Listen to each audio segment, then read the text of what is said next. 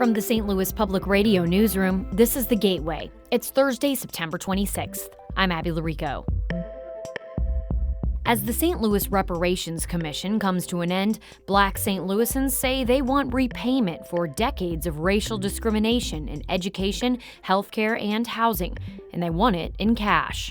The buildings are neglected and in disrepair, all a result of systematic racism. St. Louis Public Radio's Andrea Henderson spoke with Black St. Louisans over the past year and a half about why they want reparations. That story's coming up on The Gateway. The Armory in Midtown St. Louis has closed indefinitely.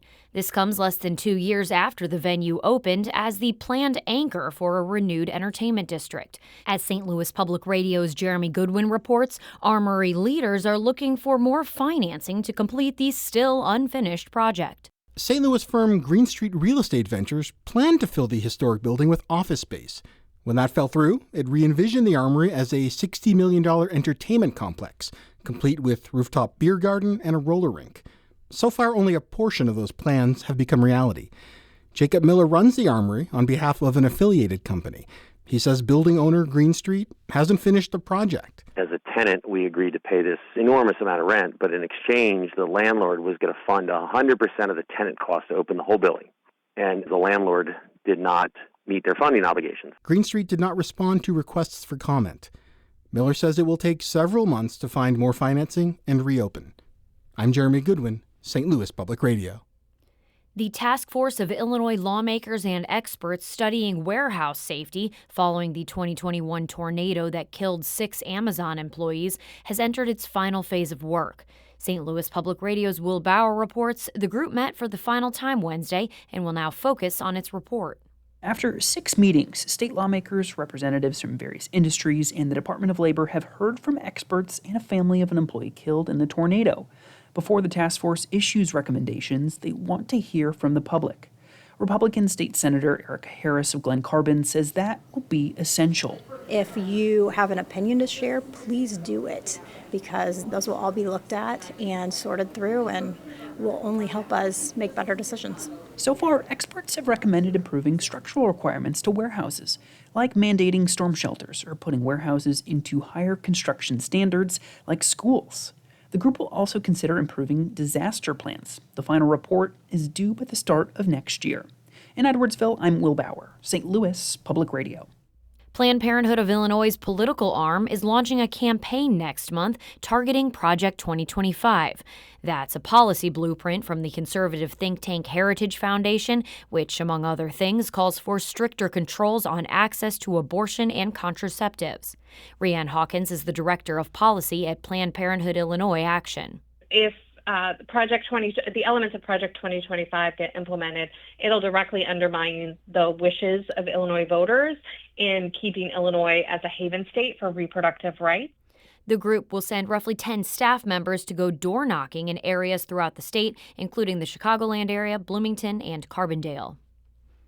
With tensions running high during this political campaign season, election officers say they must stay vigilant.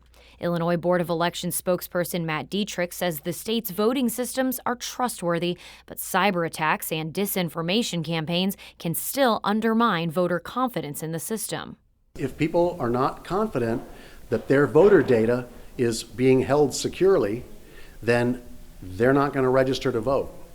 And they're not going to vote. They're not going to take part in the system. He says bad actors have grown more sophisticated over time, but that federal authorities have improved their responses to address the problem. Dietrich made his comments at a League of Women Voters event days after the Illinois State Board of Elections office in Springfield was evacuated because of a suspicious package. Last Friday, an envelope was mailed to the office with a return address of USTEA, which stands for U.S. Traitor Elimination Army. Several states have received similar packages, and some have contained an unknown substance. Supporters of a ballot item raising Missouri's minimum wage say the measure will help the state's working poor. St. Louis Public Radio's Jason Rosenbaum has more from author Heather McGee's appearance on Politically Speaking. Proposition A would gradually raise Missouri's minimum wage to $15 an hour by 2026. It It would also require businesses to offer employees 1 hour of paid sick time for every 30 hours worked. Heather McGee is a New York Times bestselling author and a backer of Proposition A. She says a minimum wage boost will be a big boon to the working poor. I think the impression was that minimum wage workers were, teenagers just getting an extra job on the side. But these are parents with families. These are people who often have got at least some college under their belt. Missourians will vote on Proposition A on November 5th. I'm Jason Rosenbaum, St. Louis Public Radio.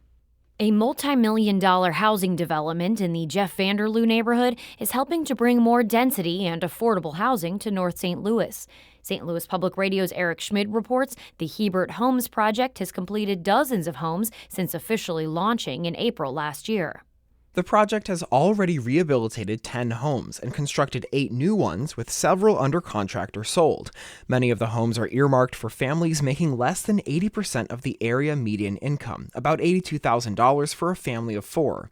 Pastor Andrea Alexander is the president of Tabernacle Community Development Corporation and says there is considerable momentum behind the project. You're seeing this transformation physically that really represents neighborhood transformation at its core, meaning bringing back physical value. Alexander says the project adds density and housing that hasn't come to North City for decades. He says it will complement forthcoming developments in this part of the city, like the Brickline Greenway. I'm Eric Schmid, St. Louis Public Radio.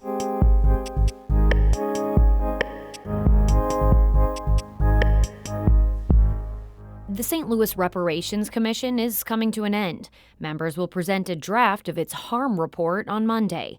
Over the past year and a half, St. Louis Public Radio's Andrea Henderson has reported on the commission's work, and residents call for cash payouts as restitution for years of racism. My name is Antoine Donaldson. I want to address the idea of using zero-interest loans, housing programs, increased access to health care, and free college as forms of reparations for the historical injustices faced by Black Americans. My name is Anthony Johnson, and I reside from the Academy Sherman Park neighborhood. We need direct cash payments into our bank accounts for the whole family. I'm demanding $500,000 a person. Small and large crowds of Black people attended 13 monthly in-person or virtual St. Louis Reparations Commission meetings since April 2023. In total, 109 residents testified about generations of housing, employment, and education injustice in St. Louis. Lifelong Black St. Louisans who have lived through segregation and redlining are demanding monetary payouts to help remedy the lifetime effects of racism. The 8-member commission will present its 100-page harm report to residents on September 30th at its final meeting. The draft report will include personal narratives, the history of housing injustice, the impact of police brutality, and environmental harms. The commission plans to get feedback from the community and present its final report and recommendations for repayment to St. Louis Mayor Tashara Jones the first week of October. Okay, so this is Academy. Realtor Rhonda Jones testified at a commission meeting last year about housing disparities. One afternoon, Jones drove me and her cat Winston around her Academy Sherman Park neighborhood and other parts of North St. Louis. This neighborhood has been a part of my family for 70 years. And it is a wonderful, thriving neighborhood with a very close-knit community. Most of the Victorian-style homes on her block are in pretty good shape for being 100 years old or older, and many of them are renovated on the inside. Unfortunately, homes and former businesses on other streets in the area were not so fortunate. The buildings are neglected and in disrepair, all a result of systematic racism. North St. Louis has the highest vacancy rates in the city. Rhonda's neighborhood is in the top 20 for vacancies. White residents in St. Louis are nearly twice as likely to own homes as Black residents. Rhonda hopes the commission's harm report will lead to housing payments that could help repair homes and pay down tax bills so Black people can leave their properties to family. The vultures investors come in and purchase property for $20,000 or $30,000 and take all of the equity that they could from the families. Willard Lett is the co-chair of National Coalition of Blacks for Reparations in America. He says people have been injured by racism in different ways. We have to match the remedy to the injury, and that's what's required in these various municipalities. Duke University's William Darity studies reparations. He says the goal is to close the racial wealth gap, and to do so, the federal government is responsible for making direct cash payments. And that would require an expenditure of somewhere in the vicinity of $16 trillion. The total budgets for all states and municipalities in the United States comes to less than $5 trillion.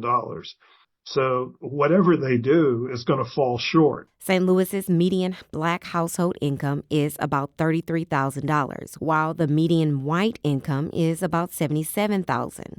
Black St. Louisans hope to see this wealth gap close in their lifetime through policies that come from months of testimonies and data collected in the Reparations Harm Report. I'm Andrea Henderson, St. Louis Public Radio. Our Brian Moline edited that piece.